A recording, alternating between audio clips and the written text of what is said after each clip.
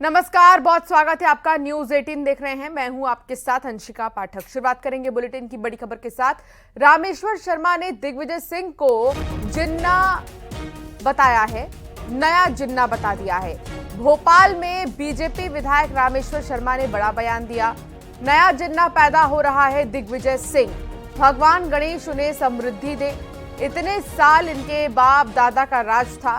कितने मुसलमान SP collector बने, इनसे पूछो।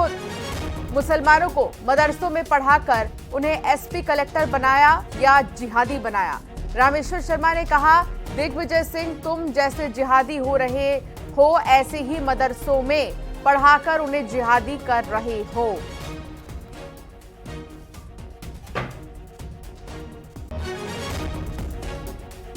तो रामेश्वर शर्मा का दिग्विजय सिंह पर यह बड़ा बयान और दिग्विजय सिंह को नया जिन्ना बता दिया।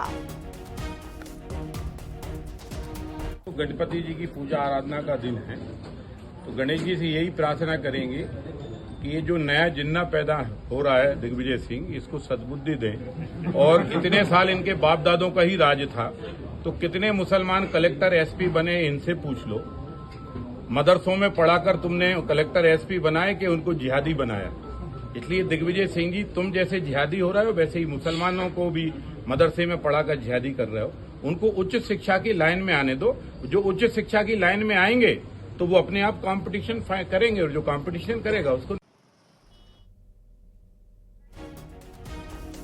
तो रामेश्वर शर्मा का दिग्विजय सिंह को लेकर क्या बयान था, ये तो आपने सुन लिया, और साथ ही दिग्विजय सिंह का क्या कहना था ये भी आप सुन रहे थे। हालांकि अब इस पूरे मामले पर सियासत हो रही है। नया जिन्ना कह देने पर दिग्विजय सिंह ने भी जवाब दिया है। शैलेंद्र हमारे संवाददाता साथ जुड़ गए हैं। शैलेंद्र, सवाल ये है कि अब जिन्ना की एंट्री कहां से हो गई भोपाल की इस राजनीति में? पूरे मामले को विस्तार से बताइए। देखिए, बिल्कुल मैं आपको बता दूं, दिग्विजय सिंह एक मुस्लिम प्रोफेशनल्स के कार्यक्रम में शामिल होने के लिए पहुंचे थे। वहां पर वह मुस्लिम के जो युवक हैं उनको संबोधन कर रहे थे। उस दौरान उन्होंने कहा कि मध्य प्रदेश की सरकार हो या केंद्र की सरकार हो, जितना एसटी को आरक्षण मिला है उतना मुस्लिम समाज के युवाओं को नहीं मिला है। यदि उनको आरक्षण मिला होता तो वह भी पढ़ लिख जाते और वह भी एक बड़ी बढ़िया सी नौकरी कर रहे होते। और यही कारण है कि जब दिग्विजय सिंह का यह बयान सामने आया, उसके बाद रामेश्वर शर्मा से लेकर प्रदेश अध्यक्ष वीडी शर्मा तक अब कांग्रेस पर हमलावर हो गए हैं। और सीधे तौर पर वो कह रहे हैं कि लंबे समय तक मध्य प्रदेश में और केंद्र में आपकी सरकारें रही हैं, तो आपने किस तरह की नीतियां बनाई थी ये भी बता दीजिए। अगर आपने अच्छी नीतियां बनाई होती तो आज मध्य प्रदेश और देश में मुस्लिम समाज के युवक जो है वो IAS IPS होते।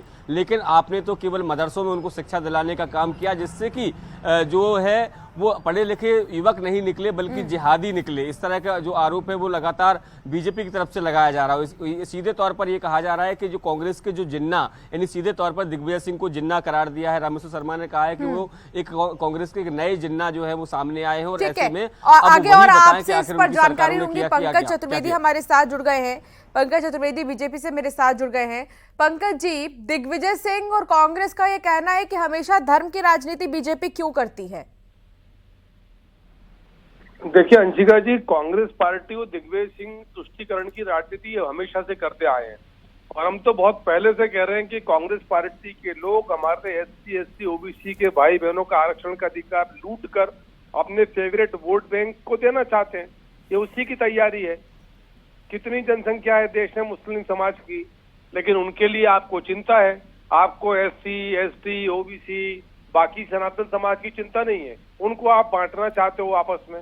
योगी जी ने ये बिल्कुल ठीक कहा था कि यदि एक रहेंगे तो नेक रहेंगे और बटेंगे तो कट जाएंगे। और आज प्रदेश अध्यक्ष वीडी शर्मा जी ने बिल्कुल ठीक बयान दिया कि दिग्विजय सिंह जी और कांग्रेस पार्टी का असली चेहरा एक बार फिर सामने आ गया कि उनका जिस प्रकार का तुष्टीकरण का प्रेम है अपने फेवरेट वोट बैंक के लिए, वो उनको मुबारक हो। लेकिन दिग्विजय सिंह जी, कांग्रेस पार्टी कान खोलकर सुन ले, ये भारतीय जनता पार्टी है, नरेंद्र मोदी जी की भारतीय जनता पार्टी। इस प्रकार के तुष्टीकरण के आपके जो षड्यंत्र है सफल नहीं होने देंगे किसी स्थिति में। और जनता इसीलिए उनको जवाब दे रही है।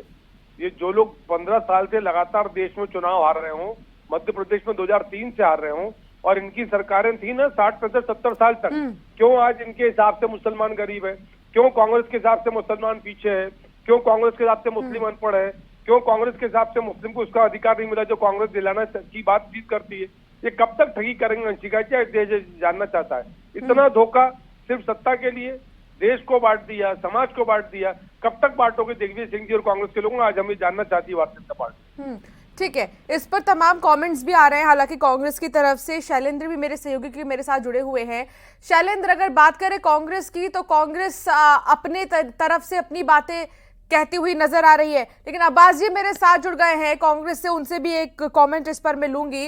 अब्बास जी, रामेश्वर शर्मा का कहना है कि दिग्विजय सिंह, तुम जैसे जिहादी हो रहे हो, ऐसे ही मदरसों में पढ़ाकर उन्हें जिहादी कर रहे हो, क्या कहेंगे? बहुत आपत्तिजनक बयान है रामेश्वर शर्मा का। उनकी जो मनोचिकित्सक की जरूरत है और बढ़ती जा रही है। दिग्विजय सिंह जी कह रहे हैं कि मुसलमानों का जो नौकरियों के अंदर वो है प्रतिभागिता, वो बिल्कुल बहुत कम हो गई है। वो तो उन्होंने कम्युनिटी के ऊपर बात कही, बहुत सी चीजें कही, सिस्टम पे बात कही।